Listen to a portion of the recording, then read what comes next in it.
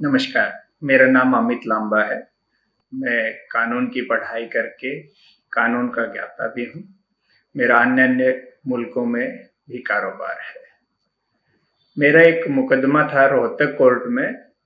एक अक्यूज हैं बसंत बैस, उनके खिलाफ चेक बाउंस का 16,40,000 रुपए का चेक बाउंस का केस श्रीमान आशीष आर्य जुडिशियल मजिस्ट्रेट फर्स्ट क्लास की कोर्ट में चल रहा था। मुकदमा नंबर NACT 1350/2023 था।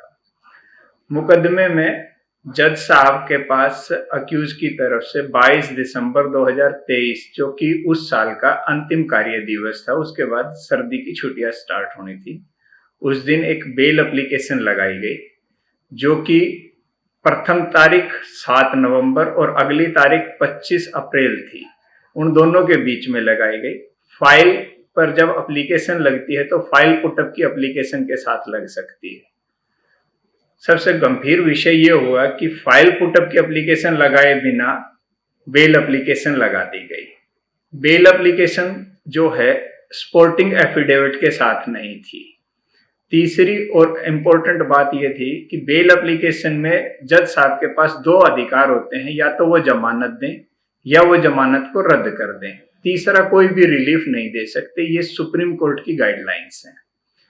जज साहब ने ना तो जमानत दी, ना ही जो है जमानत डिसमिस की, वो नेक्स्ट डेट के लिए रख ली और उनके नॉन बेलेबल वारंट स्टे कर दिए।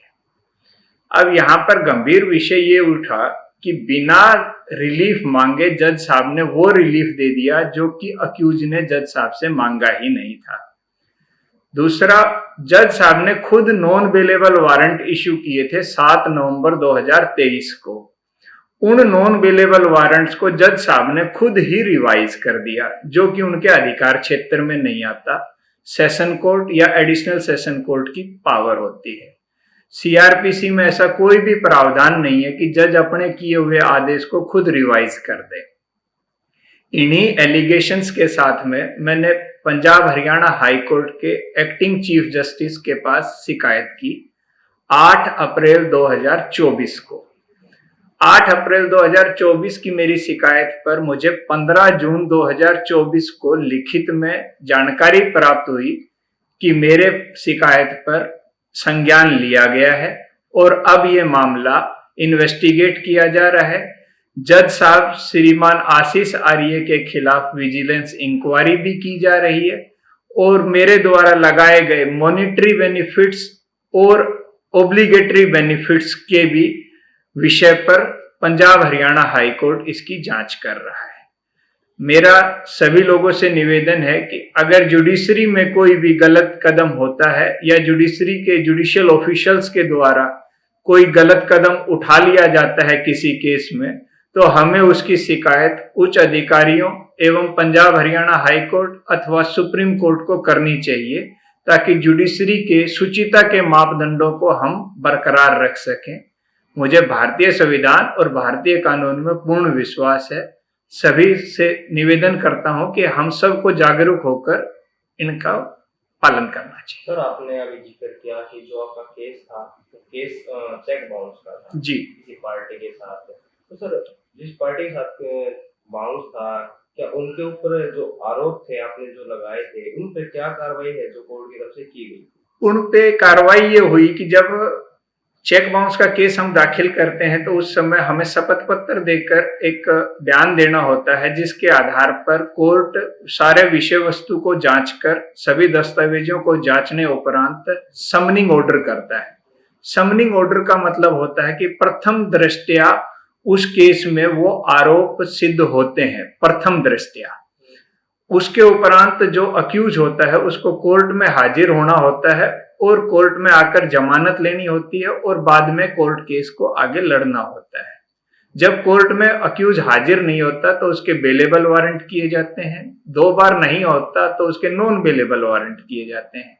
मेरे केस में अमित लांबा वर्सेस बसंत बैस में नॉन बेलेबल वारंट किए गए थे, क्योंकि अक्यूज बार बार हाजिर नहीं हो रहा था। सर, एक ये बताइए कि आपने जिक्र किया था कि ट्रांसफर का कुछ जिक्र था उसमें। जी, जो जज साहब हैं श्रीमान आशीष आर्य जी, ये अभी अप्रैल की 25 तारीख को इस रोहतक कोर्ट से रिक्वेस्ट करके ट्रांसफर करवा गए और अभी वो फतेहाबाद चले गए। क्या कारण लगता है, क्या ट्रांसफर का कारण?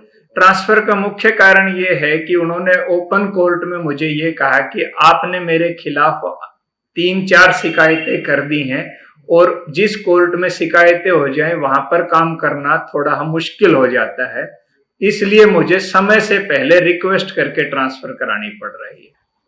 तो जो आपकी पार्टी है जिसके साथ आपका केस है, उसकी तरफ से कुछ बयान आया था आपकी तरफ से कि पैसे को लेकर कुछ बयान?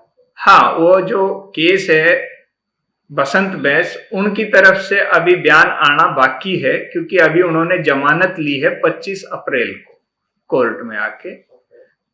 25 अप्रैल को, क्योंकि आशीष आर्य जी ट्रांसफर ले गए थे, केस ट्रांसफर हो गया श्रीमान अमनदीप कुमार साहब के यहाँ पर, और 30 अप्रैल को अक्यूज ने आके जमानत ली। हाई कोर्ट ने इस पर क्या एक्शन लिया? हाई कोर्ट ने इस विषय को संज्ञान में लिया और अब हाई कोर्ट की डिपार्टमेंटल इंक्वायरी इसमें चल रही है, जिसमें कि हाई कोर्ट की विजिलेंस इंक्वायरी होती है, वो अब इसमें स्टार्ट हो गई है। अच्छा, इस केस पर आपका क्या कहना है, किस प्रकार आप विन कर पाओगे? देखिए, सत्यता पर आधारित कोई भी केस हो वो जीता जा सकता है, तो मेरा केस सच्चाई पर आधारित है और दस्तावेजी सबूत हैं, क्योंकि कोर्ट की फाइल में जो दस्तावेज लगे हुए हैं वो कोर्ट में हैं और उनको ना मैं बदल सकता हूं ना कोई अन्य व्यक्ति बदल सकता है। तो दस्तावेज ये साबित करते हैं कि श्रीमान आशीष आर्य जो कि जुडिशियल मजिस्ट्रेट फर्स्ट क्लास थे, उन्होंने गलत कार्रवाई की, कानून को तोड़ते हुए रिलीफ दिया और संभवतः कोई ना कोई मॉनिटरी बेनिफिट हुआ है, तभी उन्होंने ये सब किया है। फाइल पुटअप का आपने जिक्र किया था जी, कि फाइल पुटअप के बगैर है वो जो केस है वो जज साहब के पास नहीं जा सकता, तो उसके बारे में ये बताइए कि इसमें क्या कार्रवाई होती है? पहले फाइल पुटअप होती है, उसके बाद बेल होती है, किस प्रकार से? फाइल पुटअप के विषय में ये होता है कि कोर्ट के अंदर कोई भी तारीख के बिना कोई कार्रवाई की जाती है तो उसमें हम एक दरखास्त लगाते हैं कोर्ट को, जिसको कि फाइल पुटअप कहा जाता है, कि पहली तारीख और अगली तारीख के बीच में हम कोई कार्रवाई या कोई विषय कोर्ट के संज्ञान में लाना चाहते हैं, तो उसके लिए एप्लीकेशन लगती है। एप्लीकेशन के साथ में सपोर्टिंग एफिडेविट होता है और कोर्ट को हमें ये बताना होता है कि क्यों आज केस को सुना जाए, क्या ऐसी आवश्यकता है कि केस को आज सुना जाए। उसके बाद जज साहब उस पर आदेश करते हैं कंसर्न्ड अलमद के नाम कि वो फाइल को कोर्ट में रखें। जब फाइल कोर्ट में आती है तब ही कार्रवाई उस पर हो सकती है, क्योंकि सैकड़ों फाइलें होती हैं एक कोर्ट के पास, तो वो फाइलें तारीख वाले दिन ही निकाली जाती हैं, अन्यथा फाइल पुटअप की एप्लीकेशन पर निकाली जाती है। क्या कहना चाहोगे समाज को? मैं सब समाज के लोगों से यही निवेदन करूंगा कि अगर न्यायपालिका में भी कोई जज अगर गलत कार्रवाई करता है, प्रलोभन में करता है या किसी अन्य कारण से करता है, तो हमें उसकी आवाज उठानी चाहिए, उच्च अधिकारियों के संज्ञान में लाना चाहिए और सच के लिए हमें लड़ना चाहिए। धन्यवाद।